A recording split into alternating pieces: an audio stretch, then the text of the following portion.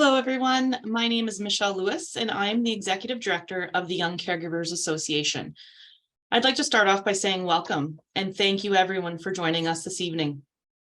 Before we begin this discussion, I want to acknowledge the land on which we are on.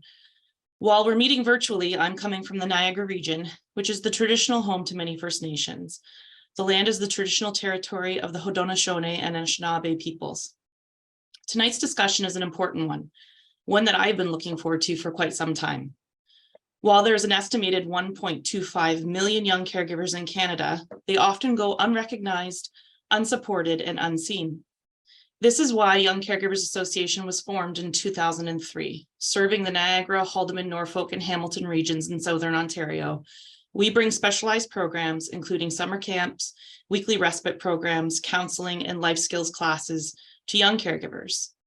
Seeing the results has been incredibly rewarding. So many of these young people had no idea they were even a young caregiver, but through our work, we've helped develop skill sets and programs that make their caregiving journey a little bit easier. Now, 20 years later, we are excited to continue this legacy of support and growth by officially launching the Young Caregivers Association Knowledge Center. This online knowledge center, available on our website, youngcaregivers.ca, includes specialized information, tools, and resources for young caregivers, parents, educators, healthcare professionals, and social workers. Through the tools housed on the Knowledge Center, our hope is that the adults in a young caregiver's life will have a better understanding of young caregivers, the challenges they face, and how we, as professionals in the health, education, and community spaces, can better support the caregiving journey. I want to thank Petro-Canada's Caremakers Foundation, whose partnership made the launch of this Knowledge Center and tonight's event possible. The Petro-Canada Caremakers Foundation National Grant Program is intended to inspire transformational change in the lives of family caregivers across Canada. To help us celebrate the launch of the Knowledge Center, tonight's conversation will focus on the role of professionals in identifying, supporting, and empowering young caregivers.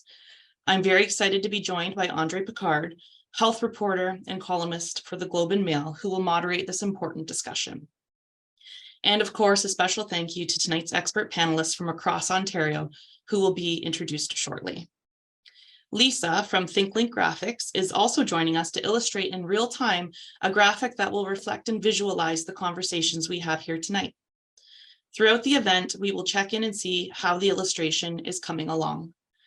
Finally, please feel free to submit any questions to the question and answer box at any time throughout the discussion.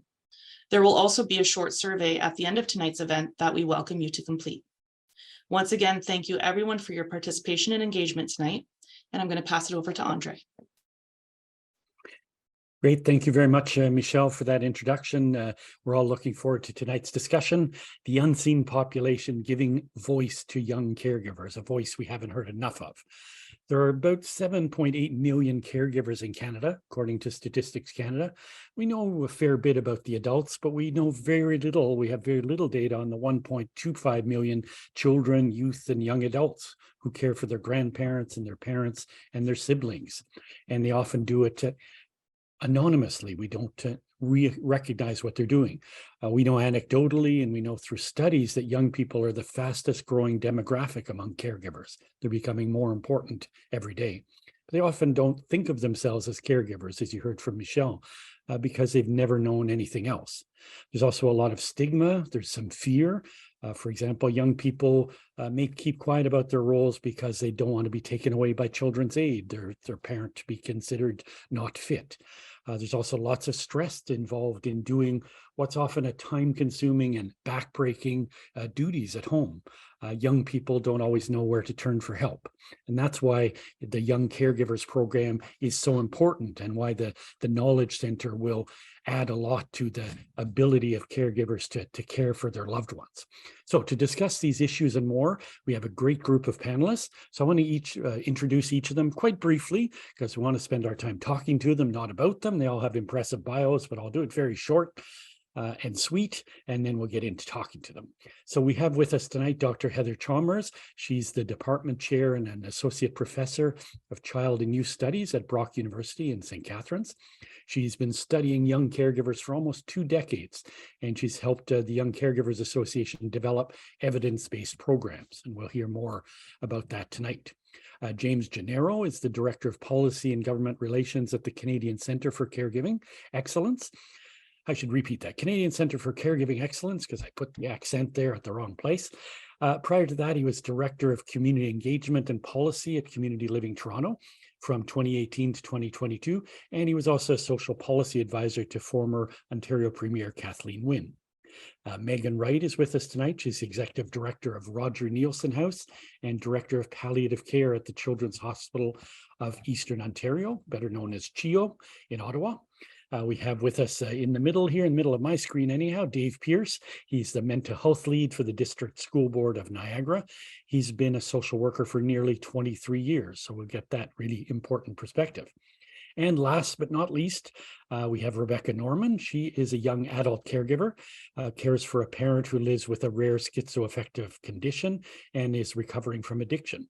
Rebecca is also doing a PhD at Brock University, where she will be researching what else? Young caregivers. So she has expertise from both ends of the spectrum. So as you can see, we have some really knowledgeable people in our group tonight. So I want to get right into the discussion. But before I do, I just want to repeat a couple little housekeeping notes. Remind the audience of the format. I'll be asking questions of the panelists. I'm the lucky guy tonight, but of course we want your questions. So just type them in, as Michelle said, anytime as we go along, and I'll try and incorporate them into the discussion. Don't wait until there's 2 minutes left in the evening and do it and throw out a great question, because we won't have time. So something pops into your head, put it in there, and I'll be monitoring that as we go through the evening. I wanted to mention too, just reiterate that the fine folks at ThinkLink are going to be with us tonight, and they're going to prepare this visual storyboard that captures in graphic form some of the highlights of what our panelists say. So yeah, there goes a little blank now. We've got a little bit in there, but along the way, I'll be cutting in there and taking a look, reminding you what it looks like. It'll be really fun to follow along graphically. And occasionally through the evening, I'll turn to that. And I just wanted to warn the artists too, that if they're going to draw me, to make sure I look a lot like George Clooney. Doesn't have to be too lifelike. Take some artistic liberties there. So let's get straight to the discussion. I wanted, if I could, to start with you, Dr. Heather Chalmers. You've been researching in this field for a long time, so I wonder if you could start by giving us a little bit of context. Give us a sense of who are young caregivers in Canada, how many are there, what do they do, some of the basics in a nutshell. Well, as Michelle said, there are over 1.25 million young carers. This is really an underrepresented number. The stats that we have don't account for young people that are providing care under the age of 15. So when you take that into account, it could be double. We don't really know for sure. There's also some indication that that number's growing. So it's something we have to take seriously when we're trying to support these young people. In terms of care, they're providing emotional support to their loved one, physical support, maybe helping them with prosthetics or helping them move from one place to another. They're nursing care, supplying medications, a lot of support in terms of their siblings, in terms of just managing the household. And personal care, there may be toileting or changing dressings, those sorts of things. So they play a critical role in the successful family functioning. So these young caregivers do a lot more than your average kid in a family. There's a lot of pressure on them. Yeah, they do a lot more. They can spend anywhere from 14 hours, which is a part-time job, to full-time hours on top of their schoolwork and everything else to be able to provide the necessary support for their family member. Great. And we'll come back to some of this, delve into it a little later about, what we can do to support the young caregivers with all these tasks and all this work and all the pressure that they have. I wondered if I could turn to you, Rebecca Norman.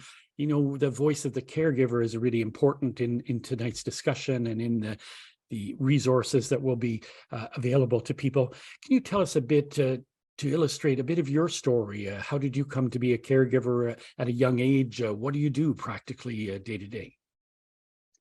Yeah, so I probably became a carer maybe around the age of 13 or so. I think it was mostly at the beginning, I was a carer to my parent who was an alcoholic.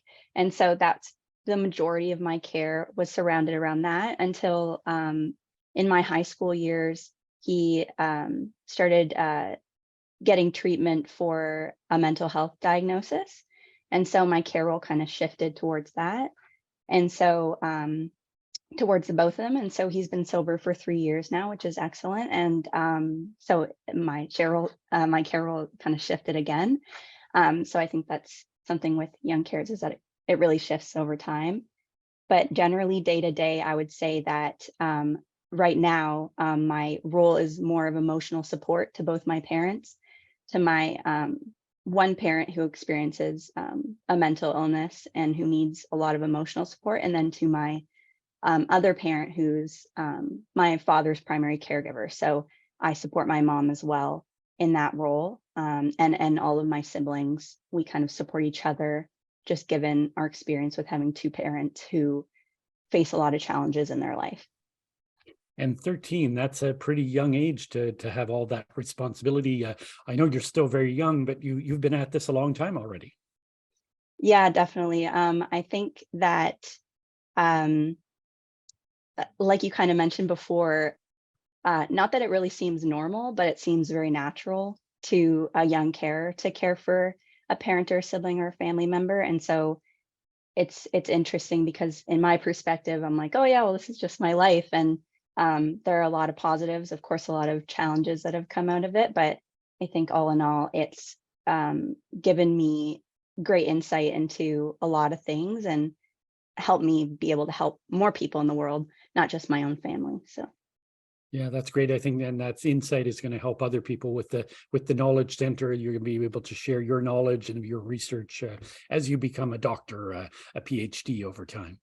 So we'll come back again to some of these issues. Dave Pierce, I wondered if I could bring you into the conversation. You see this issue a little different from our previous two speakers. You're involved in the education system. You know, when students are caregivers, they come to see you for help, for example. Can you give us a sense of the big issues you hear about and what you can do about it practically? Yeah, for sure. Thank you. I think certainly over the years, I've seen a number of students that are missing school. As Rebecca's kind of referenced, taking care of a parent can be significant. So many students arrive late to school or taking time away to take care of their caregivers. We've seen a number of students as well in terms of other practical challenges around completing homework, completing assignments, and just generally staying caught up with their studies. So practically, we have to really be creative around how do we support those students very differently. I think the research tells us too that some of these kids experienced greater challenges with their mental health. So really looking at how do we support general mental health in schools for our students and supporting our teachers to support the students differently, kind of keeping that lens in perspective. And, you know, we heard from Michelle in the introduction, this is even the name of the panel, this is an unseen population. Kids don't go around with a sticker saying, I'm a caregiver. How do you identify people so you can help them? Yeah, and that's a really great question. I think you know, when I look at the role of the Young Caregivers Association and the knowledge exchange, the information will better support our teachers in identifying who our caregivers are, so that we can support them differently. But again, you know, for me as a social worker and working within a school board, it would be looking for patterns around, particularly around attendance or around families that aren't necessarily able to attend meetings, to kind of keep up with understanding how to support their students. It's young people that may have challenges kind of socially and emotionally with kind of interacting with other peers. They're taking on roles, often very adult-like roles, and are not able to, you know, have the social interaction time that other peers of same age may have. So again, it's looking at how do we support those students and what are those flags kind of related to that, so we can better understand and support them from a social perspective, not just academic or mental health, but the social component is critical too. Great. And we'll come back to some of those issues again, especially the mental health aspect, the interaction with peers. Those are all important issues to tackle. Megan Wright, thank you for joining us tonight. You deal with a very specific group. You deal with families with children in palliative care. It's hard to imagine the emotional impact that must have on parents and siblings. How can you tell some of the particular challenges faced by these young caregivers who may have a sibling who's very ill or dying? Sure. Yeah. Thank you for having me. I think one of the things we focus on at Roger Neilson House is creating a sense of community for these children who are helping with their siblings from sometimes early age. I know we've talked about even 5-year-olds, but we even see 3 and 4-year-olds who, have to help mom get medications, get diapers. Can you help mom do this? Can you help mom do that?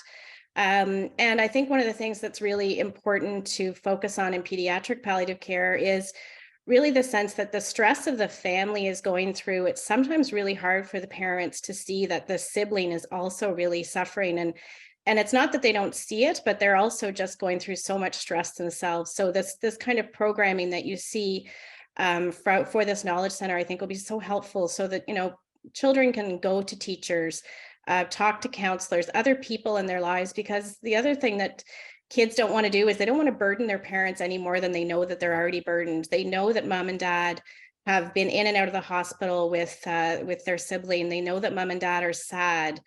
And sometimes parents just, can't cope with that one more thing of that other child. And so one of the things we do at Roger Neilson House is we do have a sibling support program. And so we bring kids in once a month on a Saturday to create that sense of community so they know that they're not isolated by themselves. They can talk with one of our therapists about their feelings and really have that sense of community so they know they're not alone in this caregiving role. So I think this kind of center is really, really amazing for our province and really something that needs to continue to grow. But this sounds heartbreaking to me.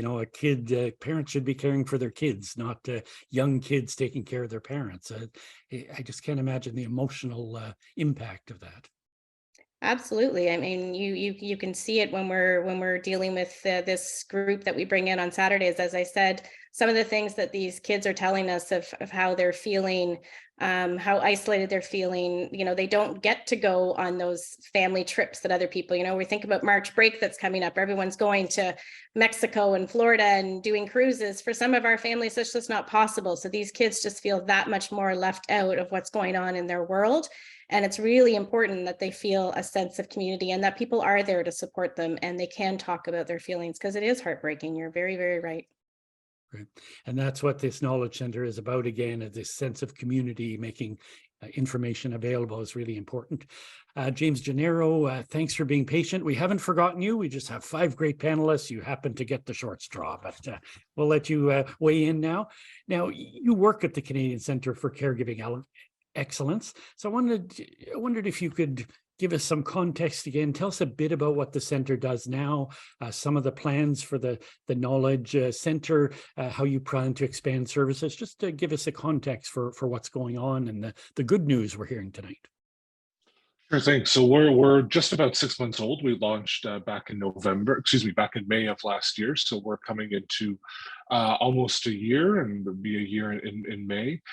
We've done a lot since then. We've sponsored a number of projects. We've been working with Michelle and Niagara and lots of other organizations across the country. We're a pan-Canadian organization, so we intend to focus on both the sort of the national and pan-Canadian cross-country order of government and perspective on policy, but also in every province and territory within the Federation. So we've been working with great organizations on the ground to support work, particularly around underserved communities, like, for example, Francophone caregiver communities outside of Quebec, as well as stuff going on in pretty much every settlement and community in Nunavut, just to give you a flavor of our work in underserved communities. But writ large, though, one major thing that we're pushing right now is our freshly minted white paper on caregiving right here. Thank you, Andre, for the opportunity to give a shameless plug.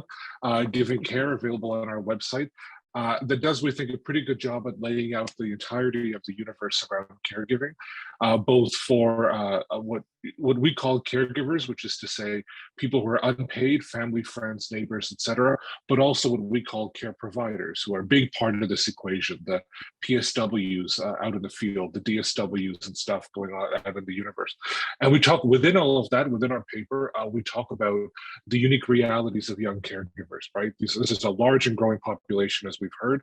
There's good policy to be done in schools. There's good policy to be done around the tax code, around university and post-secondary training as well, to make it easier for young people who find themselves as caregivers, and just starting by recognizing that this is a thing that is happening out there in every town, city, hamlet, village across the country.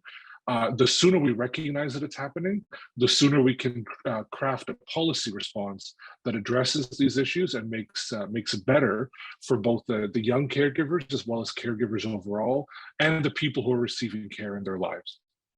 Yeah, an event like tonight is about that. It's raising that visibility. People are out there, but we just don't know about them. That's right. As you said earlier, it's 1 in 4 Canadians right now. Eventually, it will be 1 in 2. The stats don't lie on this. 50% of all Canadians at some point in their lives will become a caregiver. Yeah, I was writing a book on caregiving and elder care recently, and I was reminding people everybody's going to need care or be a caregiver, and probably both. So we should all have a rational self-interest to care about this stuff. So great. That's right. So let's take a look. I see there's a lot of progress happening on the visual storyboard. So maybe if we can call that up, we'll take a look at what ThinkLink is up to. I don't see any George Clooney drawings there, but I can hope against hope. But see, we saw some of the really big stuff going on: emotional support, physical support, household support, personal care. I'm sure mental health is going to get in there along the way. So that's great. Look forward to following up with this and looking at it throughout the evening. On that note, Dr. Chalmers, if I could come back to you, some of that stuff I mentioned, mental health impacts in particular, I think we've heard everyone mention that, at least in passing. Can you talk about that a bit more? How does being a young caregiver impact your mental health?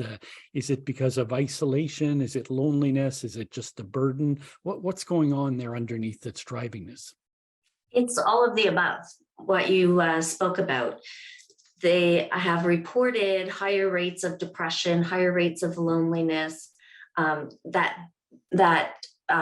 responsibility, the sense of responsibility with respect to their caregiving, and then the challenge of balancing trying to be a kid and develop friendships and explore the world and keep their schoolwork up, but always the focus and the priority is their loved one. So it does create a lot of pressure, added stress on these young people. When I've been able to talk to many caregivers in my work, I talk to young caregivers, I'm always struck that they grow up pretty quick. Yeah, they sure do. Their maturity is quite significant. It's really quite amazing to talk with these young people and the level of maturity. And sometimes that creates a problem with their peer group because they're out of sync. What they're interested in and what they find important isn't the same as what their peer group is.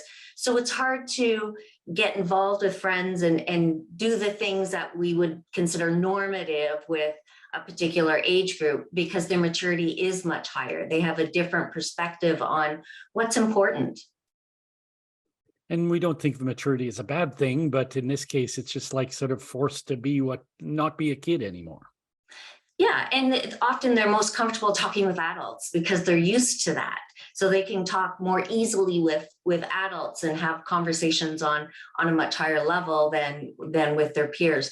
So it's not a bad thing. They have a lot of life skills that really equip them when they go off to college or university or go off on their own. They're already quite skilled at cooking and taking care of bills and cleaning a house and doing all of those things that as an adult we all have to do that aren't necessarily fun, but they have these added skills way beyond what their peers would have.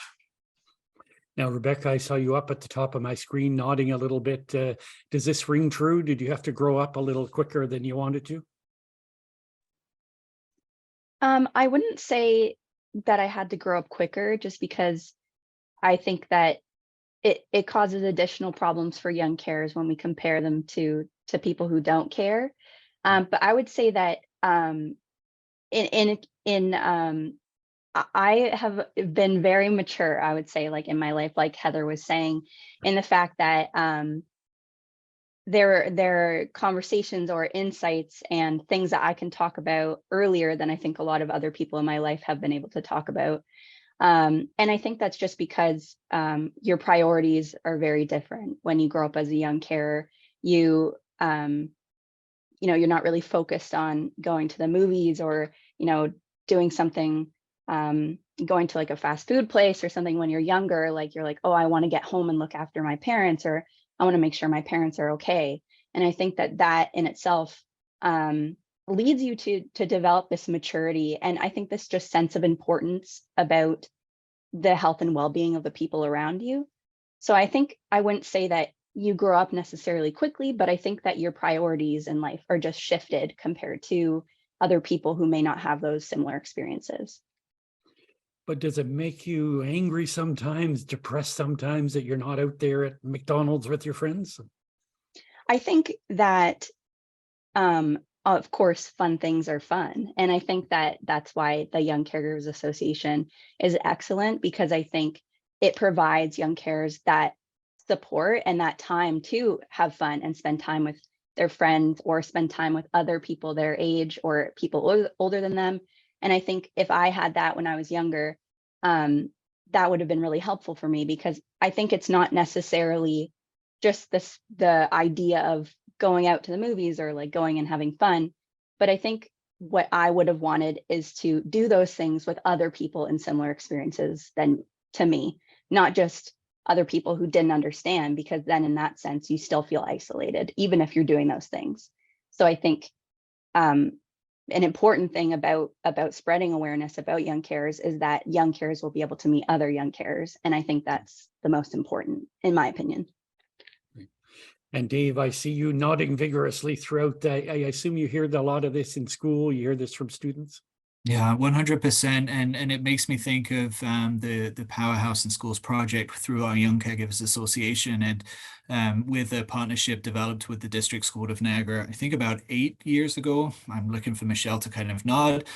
We were able to have the Powerhouse project come into a number of our schools, and since that time, a number of our schools at the District School of Niagara, to provide some of those experiences that Rebecca's talking about. A lot of the feedback that we were getting for our staff and our mental health staff was that kids were able to talk to other kids that were caregivers, other kids that understood more of what they were going through. And through some of those activities, such as purposeful play, creation of comfort kits to take home, they were able to form kind of relationships and friendships without the guilt of trying to do that after school, when they may have felt that they were able or needed to take care of other, of their family members. So we've had huge success with that. And I think it just rings true with everything that Rebecca was saying. The more that we can, work together with our community partners and community agencies to support our kids in different ways, and to do it during the school day instead of putting in this additional responsibility on our kids and on our families after school. The partnership there is crucial. That supports the mental health and well-being, and supports emotional growth and ability to connect with others. And I want to remind the audience, don't forget, type in your questions. Help me out here. I love chatting with people, but I don't want to hog all the interesting questions. And I was just thinking, as you were talking, Dave, if I was in the audience, and I'm an educator, I'd be wondering, house and school program, you mentioned some other stuff. How do I get this? How do I get a hold of it in my school? Yeah, so certainly, I would encourage any parents or any family members to reach out to the administrator in the school building, so the principal or vice principal. Again, I can speak to how we work in the District School of Niagara. The principal would typically reach out to the social worker or mental health lead, someone within the mental health and wellbeing team. And School Mental Health Ontario provides funding for mental health leads in each of the school boards throughout Ontario. And quite often they have a greater understanding understanding of what those community partnerships could be, what some of those resources are that we could bring in for young caregivers in terms of meeting those needs in the school building. So again, other community partners such as Big Brothers Big Sisters, but again, we rely heavily on the connection with the Young Caregivers Association to support the kids in school. And I think one of the numbers that Michelle and I had spoken about recently was that there were more than 500 direct students that have been supported by the Powerhouse in Schools project. That's a significant number of kids that would not have received support outside of the school day necessarily. So again, those partnerships I think are crucial. So start with the principal and work your way up from there. Great. Megan, if I could turn to you, James just talked about, how can teachers and schools and principals help young caregivers. I wanted to ask you the same about the health system, about health workers. Is it important for physicians and therapists to identify young caregivers to do that outreach and try and give them help? Yeah, absolutely. I think one of the things that, we notice in our population is, when we do a family history and we notice that there's young children, teenage children, we do make referrals to our spectacular, incredible, brave sibling program that takes place on Saturdays. And I'm hearing Dave say, these things take place during the school day in their system. And I think that's a great idea too. We bring kids together on a Saturday, we create that community, and all kinds of activities like Rebecca was talking about. She'd want to do those activities with people who were similar to her and going through similar things to her. Some of the activities that we do are, you can ask anonymous questions to the doctor, and we have during one of our sessions, we have one of our palliative care physicians come in and answer anonymous questions because the kids are terrified to ask their parents. They don't want to make mom and dad sad. They don't want mom and dad to know that they're afraid for them. And so this ask the doctor question and answer period is wonderful. And and then we do a whipped cream pie throwing contest where they can write their emotions and fill up a pie plate with whipped cream and throw it in our back parking lot on a Saturday when there's no busy hospital parking happening. And they can get rid of those emotions again with people who are going through that together. And so I do think that family history of what's going on, what's happening in the home is so important. And we know that children and youth are suffering from mental health problems these days, especially during COVID and that isolation. So that sense of community is so important. I can't stress enough just creating that opportunity for kids to come together with kids who are going through the same thing as them. And one of my favorite stories when I first started at Roger Neilson House about 9 years ago, and this program was new, was there was a young person who was talking in group, just, introducing herself. And she said, my friends think it's weird that my sister bites me, but I know my sister bites me out of love. And another girl across the room said, my sister bites me too. I've never met anybody whose sister bites her. And they just formed this connection. And it was just so beautiful that happened. And that we created that sense of community, because it's not something you're going to go to school as a 13-year-old and say, my sister loves me, she bites me. That's just not going to happen. And so I do think, as healthcare professionals, we have a role to play in making sure that the whole family gets care. And certainly for us, a huge part of that is siblings. So I think this work is just amazing. And we know there's lots of pressures in the health system. Is it getting harder to do this? We know there's more and more young caregivers. There's less and less health workers available it must be stressful to try and meet the needs of caregivers. Yeah, absolutely. And we have to remember that a lot of these programs are going off of grants, and funding. This isn't something that is funded like an acute care bed isn't in a hospital, right? We have to look for donations. We have to look for sponsors and grants. And, I know Michelle probably worked really, really hard to get a grant to get this knowledge center up and running, as I do every day, and as our team does every day, to get grants to operate these programs. So yeah, it's not getting easier, and the numbers are growing. And so we need to pay attention to that as the number of carers grow in our communities. We need to be making sure that these programs are funded and available for kids and youth who need it. Right. James, I want to turn to you. It's great this offering support for young caregivers, et cetera, but there is a little bit of controversy in this field. Some people see this as a children's rights issue. They say, kids shouldn't be doing this. This is too much. This is the state should be doing this. How do you address those criticisms? Yeah, you're right. There's a bit of controversy around, frankly, the defining the role of, say, a family caregiver or caregiver in a person's life, and drawing that line between, as you say, Andre, the role of the state and the role of the family, and particularly complicated by, as you say, the realities of childhood and being under the age of majority. Like that, there are lots of different sort of competing threads to this here. I'll add one more to that as well, and there's a question that sort of alludes to this in the Q&A around culture as well. There are many cultures in which there's somebody in your family who needs help, and you're the one who's there. You're going to be the one who steps up, whether you're 5 years old, 10 years old, or 35 years old. I was one of them, to be completely honest. I was a young caregiver in a couple of different ways when I was a child, and certainly stepped up in those ways, and was able to do so. But the broader question about the role of the state versus the role of the kid, and I don't want to put it quite so antagonistically like that. I think that there are a few things going on here. There's a constant and unchanging role for the state to protect children. That doesn't change, whether that child is a caregiver or not.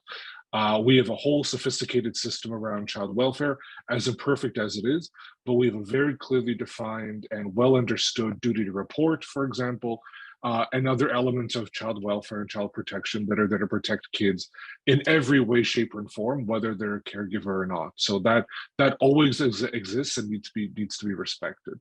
And then you've got, of course, the role of the school. The school tends to be, as Dave very rightfully says, a very important part of a kid's life.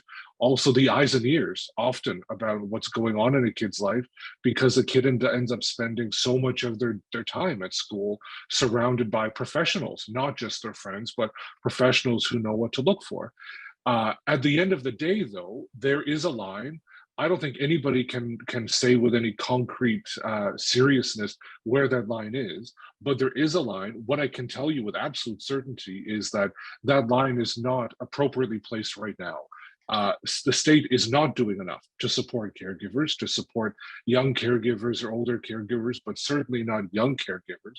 And it's time to have a proper policy conversation about how to meet this challenge today, because it's only going to get worse. We're going to have more and more seniors, more and more people with complex disabilities, more and more people with mental health and addictions issues, all of which will need people in their lives to help them thrive, live in the community, and live to their best potential. That will require a larger role for the state in supporting caregivers, certainly larger than it is today. So a long, convoluted way of answering your question is, Andre, I don't know where that line is, but it's certainly not in the appropriate place right now. Yeah, and I'm glad you mentioned the aging society has an impact, the demographics here. When I was researching elder care, I met like grandchildren and great-grandchildren caring for loved ones because we live so much longer. If you're 100-year-old, your daughter may be 80. So you need someone a little younger, the grandchildren, great-grandkids. So it's a fascinating area. Heather, I wondered if I could come back to you. Oh, first, I think let's take a look at the graphic again, because I see it's really getting fancy here. It's almost getting full. There's the mental health, ask a physician, important peer support. Peer support, I think, is one that is actually what I want to ask you about, Heather, because I heard that a couple of times. Can you talk the importance of that? I heard someone saying, Rebecca, I think was, it's just great to meet someone who has who understands what you're going through. It's not just talking to someone else your age, but someone else who understands what you're living. Peers are so important to young people. They are their go-to typically, especially in adolescence.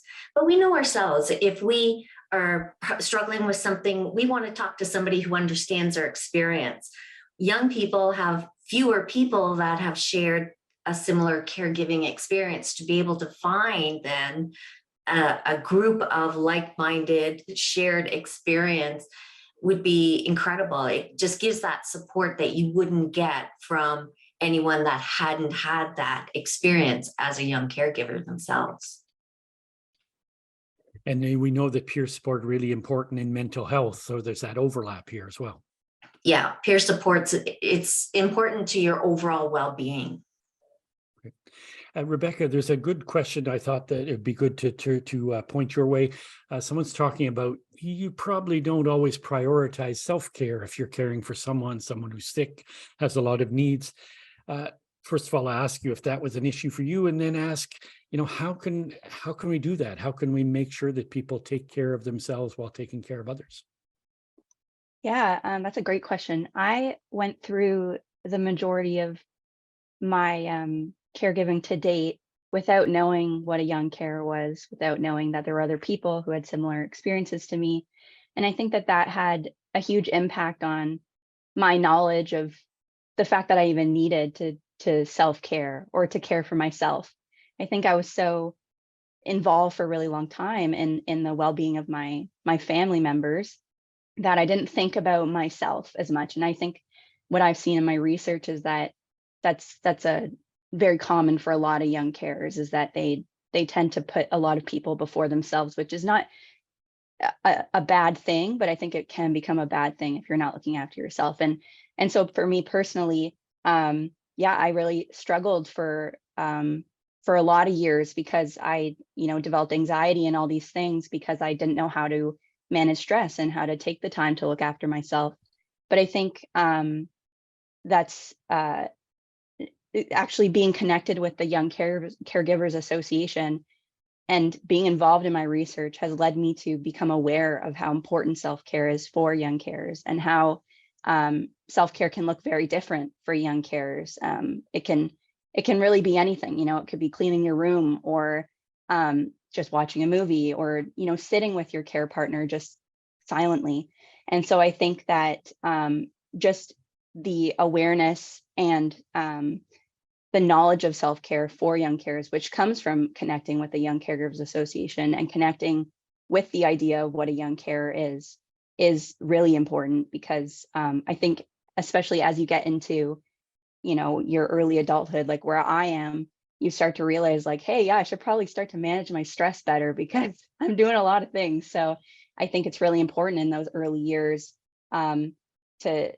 to become aware of self-care. And I think that can really only happen if you are getting the support that you need from those other external supports. Great. And it's interesting that the person asking the question said the same thing as you. I was a carer. I didn't realize that's what I was. I hadn't heard of that term. And it's eye-opening, and it's helpful to know that exists. So thanks for mentioning that. Another good audience question for you, Dave, if I could throw it your way. Someone's asking, young carers may miss school, they may act out. What strategies do you have for accommodation, for dealing with that? You understand why they're doing it, but you still have to deal with it. Yeah, and that was a great question. I actually just scanned through and saw that one and hoped that You're we'd cheating. get to that. You're cheating. So I am cheating. I'm sorry, Andre. I'm sorry about that. No, that's a great question, and it made me actually think of a young man that I supported, and I got to know him in grade 6, and he would not have identified as a young caregiver, but I very quickly was able to help identify that he was, and attendance was a significant challenge for him in his grade 7 year, and really, I had to be mindful of that, and working with the administrator in the school in terms of being creative around how we were documenting that, because we still have ministry rules that we have to follow around attendance, and helping him become connected to different people at school. There was a lot of anxiety for him around coming to school, around leaving his mom, caring for his younger siblings at home. He really felt that he needed to be at home to help his mom to take care of the siblings, and with that was anxiety around leaving her. So it was working with the educators around what are some strategies that we can support him related to his anxiety. How can we gradually get him back into school? How can we get him connected to meaningful adults in the building and meaningful students that he hasn't had connection with in such a long time? And fast forward over a year and a half, we had a student that walked across the graduation, I say stage, it was in a parking lot because it was during COVID. And he asked me to attend, and his mum was there, and she was just so thankful of the fact that the school had been creative during that time and had supported him in getting him to that point. And it was really explained to him, though, I think, as Rebecca kind of recognized, that he was taking on a lot of responsibility and that other people could help with that. And that was where I then worked with the school around how to support the parent very, very differently and kind of step in where the community wasn't necessarily able to. So it really was a full wraparound piece. So again, it's a good question. There's a lot of pieces to it, but it's a lot of advocacy, a lot of connectedness, and a lot of openness in working with the parent. And the parent is a very big part here. You know, they are experiencing different challenges at home, but they're still the parent. And I think there's an important piece to recognize that and recognize their voice in taking care of their kids during that 6-hour period where we have them at school. Great. And Megan, I'm not sure you're the ideal person to answer this, but I'm going to throw it your way anyhow. Someone's asking, what's the role of psychotherapy here in, that kind of support, mental health support? I imagine that's part of your program, for example. For sure, there are times where we need to make referrals to a psychotherapist. Sometimes our group and creating that community isn't quite enough. There could be other things that are going on that teen could have or child could have an underlying mental health disorder that becomes more obvious during our counseling sessions, during our group sessions. And so, definitely we have a wonderful relationship at Roger Neilson House with the Children's Hospital that we can make those referrals. But there are times, and I'm sure that happens with Dave as well, that there are times where, there are a number of other complications that are happening. There could be some prior traumas or a mental health diagnosis that is beyond our scope. And unfortunately, those referrals can be long to get, given the current mental health crisis within children and youth. But we do rely on our professional partners at times to take over that care for that child. And as Dave said, we do work with the parents. The parent is still very much an active part. There are times where children and youth share things with us that they don't want us to tell their family. But when it comes to their own mental health, we do take that really seriously and make sure that they get the care that they need. So absolutely, there are times where it is beyond, creating that sense of community and that sense of trust within our group. It is beyond that. And, as someone in my work, I get to interview lots of families with sick kids, and sometimes the siblings of the non-sick sibling kind of feels forgotten. How do you make sure that they're not forgotten? It's through no fault of the parents or overwhelmed, but how do you make sure that forgetting doesn't happen? Yeah, I think that's a really important piece of, and again, it isn't the fault of the parents, but there's so many things going on for that family. They may have financial burdens because either mom or dad is not working. They have huge stressors on them that, their child is palliative and deteriorating, or, has a long-term chronic illness. And so, if they have 1, 2, 3 other children, of course, that child is going to not be at the forefront of the parent's mind day in and day out. And so really working with within our group, one of the things that we do is we do storytelling, and sometimes we get the children to write a story to their parents and tell them about, what's going on with you. And sometimes that's easier to do through writing it in a book and giving it to mom and dad versus sitting down with mom and dad. There are times where children ask us to facilitate that conversation with mom and dad as well, and we'll do that. There are times where we want to facilitate that conversation with the sibling. They want to have a conversation with their sibling, and we'll facilitate that. But absolutely, I think that, and personally in my own family, I've had, a nephew with a terminal illness who my niece cared for, and my own daughter cared for my mother with dementia. And so I saw that they, were scared to speak up and didn't know what to say. And so I think that these kind of groups are really important to help the child get their voice, know who to talk to, know that they are recognized, know that somebody does want to listen, and just helping them. And it's not the parents don't want to, it's that it's the last thing on mom and dad's list at the end of a very long and stressful, busy day. And so we, try to encourage and use the right words and how to help and how to start those conversations. And sometimes it's through play, sometimes it's through drama, books, other things that we can help facilitate that. Great. I'll just remind people we have about 10 minutes left. So if you have questions, don't hesitate. The questions are fabulous so far. You're making my job easy, but so keep them coming. We'll try and get as many in as we can. James, I wanted to come back to you with, you answered in part earlier, a really great question there about culture and, being different. The second aspect of that question was an important one, that some cultural groups, say Black Canadians, Indigenous families, they have additional fears. They fear their kids being taken away because there's a history of that. How do you allow young caregivers to reach out when that fear is just kind of hanging over the family?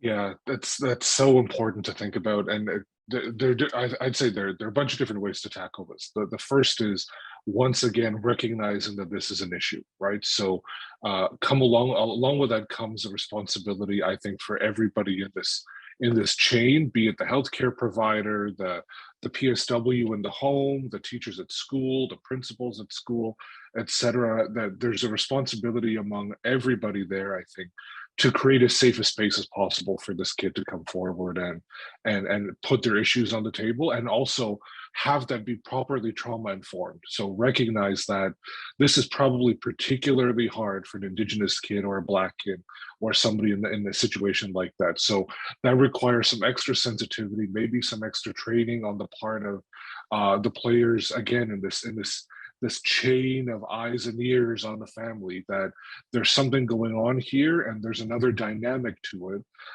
that is historic. And it's hard to say, but at the end of the day, frankly, the doc who is creating that safe space, or the teacher who's creating that safe space, is not going to solve the systemic issue for everybody.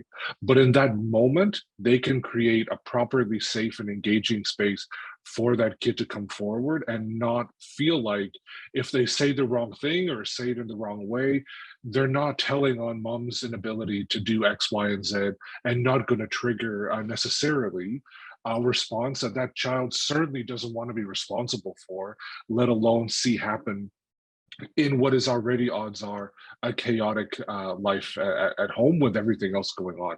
So you can't really, I think, overstate the importance of every player in this having a role in making this experience for the child, particularly from communities like those, to make it as safe and as trauma informed as possible when they actually have mustered up the courage or the resources to come forward and maybe ask for help, or at least have a conversation that might lead to asking for help. Right. Let's take one more look at the ThinkLink graphic. I'm going to bring it up right at the end, but I wanted to see where it's at now. It's looking very lovely. I like when these are done at conferences, and it's nice to do it online because I can actually read it with my bad eyesight. So a great addition there about creating safe spaces, trauma-informed care, the peer support underlined. Lovely happy faces there too, but no George Clooney. I'm going to hope against hope there. Heather, I wondered if I could come back to actually the first question I asked you. Someone's actually wants you to elaborate a little more. We know there's not a lot of data, but they're interested in, what do young caregivers actually do mostly? Is it mostly mental health, physical support? Is it parents with Alzheimer's? Is it mental illness? Can you give us a sense, as much as you know, what people are actually doing? Do you mean why they're providing care? Yeah. Okay. There's multiple reasons. There's not good data to say how many young people are providing care for parents or grandparents with Alzheimer's, or a mental health or addictions, etc., or a physical health or brain injury. We don't have good data to break that down. It just seems to be every area.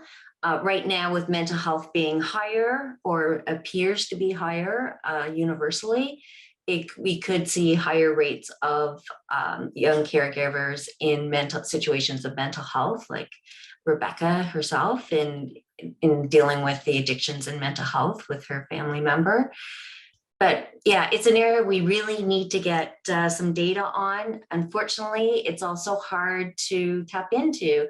James talked about some of the stigma associated with saying I'm a young caregiver, and people may judge you or feel that you shouldn't be doing this because children should only play and not have any responsibility. So there's a lot of fear that CAS may be called because there isn't the understanding of what they do and the important role that they play. There may be times where it's appropriate to call CAS, but not always. And we can't jump to conclusions because our culture says, you know, kids shouldn't have any responsibilities beyond just having fun in society. Great. And Rebecca, I was going to come back to this. Someone's asked in the questions as well.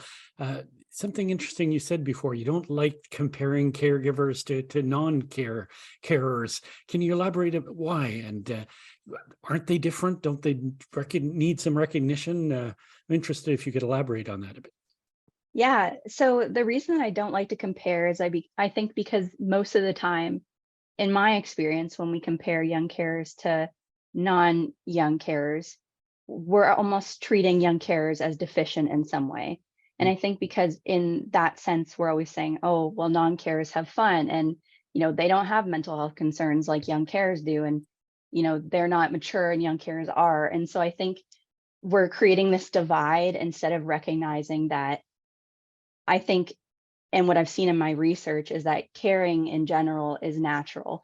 And I think that we all care in some capacity. Some people care in a much larger capacity than others. But I think, you know, there are situations where comparisons need to be made. But I think universally, we don't need to compare young carers all the time. I think because it just makes you feel, when you are a young carer, it heightens that difference that you feel already. And so I think like if we can do it in a way that isn't representing young carers as deficient compared to people who don't care, but instead as having a different life experience, just like how everyone has a different life experience, I think that's a better way to go about it. So that's kind of why I said that, if that makes sense. Yeah, and that's a great point that you can have mental health issues and not be a carer. So we can't downplay that. Dave, I want to squeeze this one in because someone's asking, do all school boards in Ontario have a policy on assisting young caregivers at their schools? I'm pretty sure I know the answer to this. And if not, why not, I guess? Yeah, it is a good question. I'm not sure if all school boards would have policies related to it. I think the conversation needs to happen on a regular basis. Again, I think it's hard often, as our panelists have referenced, in terms of identifying who those young carers even are. So I think there's still a lot of work to be done. We know that there's a lot of work that can be done to support mental health and well-being in our schools. So are there policies related to that? Again, individual school boards have different access to social workers or child and youth workers. We know that mental health exists in schools. So the more support we have in our buildings to provide support during the school day, again, for our young caregivers is crucial. So in terms of, do we have policies related to it?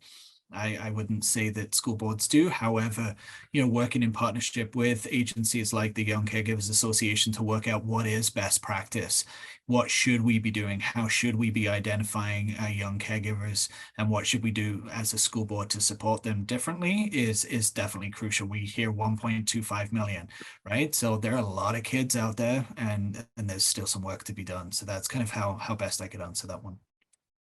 Great. Now, only a couple of minutes left. I thought I'd try and end by asking each of you, you know, what's the one thing, if you could do one thing tomorrow, you had a magic wand, what was the one thing you would do to make the life of young caregivers better? Maybe James, I'll put you on the spot to start us off on that one. I'll just do a quick roundtable before we have to wrap up. Sure. I'll say a serious consideration of proper income supports for caregivers. Okay, so the money question, which we didn't talk about too much, but it is a big one. Megan, what would the one thing you'd want to do that's not being done now? I mean, I do think that, you know, these programs are great, but they're in pockets. They're in isolation from each other. So I think, you know, a provincial, national strategy even would be where we need to focus. This number is definitely underreported. So we know that this crisis is looming for these young people, and so start with the data and then roll out programming, you know, schools, hospitals, where we can. So spread and scale our successes. That's a great suggestion. Yep. So Heather, you've been in this field a long time. What would you like to do? What would you like to see tomorrow? I would like to see education about young carers be in the curriculum for all professionals. They're the first line that usually has an opportunity to identify them, but they don't even know they exist. And you're not talking just health professionals, No, education as well. all professionals, because young carers are everywhere. We have so many opportunities to identify them and learn about them and create these safe spaces. We just generally don't know about them. Great. Dave, what would you like to see change tomorrow? It's hard to come in after three great kind of responses to that. So I would agree with each of those. And the one thing I would say too is more forums like this. Let's continue the conversation. Let's talk about who these young caregivers are so that the stigma isn't there. We've got to reduce the stigma. We've done this with mental health. We need to really work at reducing stigma for our young people taking care of their families. And that's where the support will come into. Right. Rebecca, you've lived this, you are now studying it. What's the big thing you'd want to do, the final word? Yeah, I think that I would just, like to see more knowledge of young carers more broadly. I think that I would like to, encourage, everybody to take a look at the Young Caregivers Association and to, whether you think you're a carer or not, just look and you might be surprised. And I think overwhelmingly what I would like is, for young carers to be a part of this conversation. And for us, when we're talking about spreading awareness, to continue to include young carers' voices because they know their experiences, better than anyone. So yeah, that's what I'd like. Great. A nice note to end on, and thank you for adding your very powerful voice to this as a young carer. So at this point, I want to call up the graphic for one last time so we can take a look at the final very lovely work of art. And while we're looking at that, you guys can skim over that. I want to do a few little thank yous and final housekeeping. So most of all, thank you to the audience for being there. Almost everyone who signed on is still here. That's a really good sign that this was a very rich and insightful discussion without question. I want to thank our panelists individually, Dr. Heather Chalmers, James Gennaro, Megan Wright, Dave Pierce, Rebecca Norman. Thank you all for really thoughtful contributions tonight. For the audience, there's going to be a little survey that pops up. Please take a minute. We're ending right on time, so you can take a minute to answer the question. It'll really help guide future events. Maybe we'll do some more of these. I think this one was very successful. And of course, don't forget to visit the Young Caregivers Knowledge Center. It's going to launch officially tomorrow. That's what we were here to talk about ostensibly, but we're mostly here to talk about the bigger issue. So thank you all for being there. Thank you for caring. I know most of the audience are probably caregivers, present, past, and definitely future. So thank you all for being there. And until next time, good night.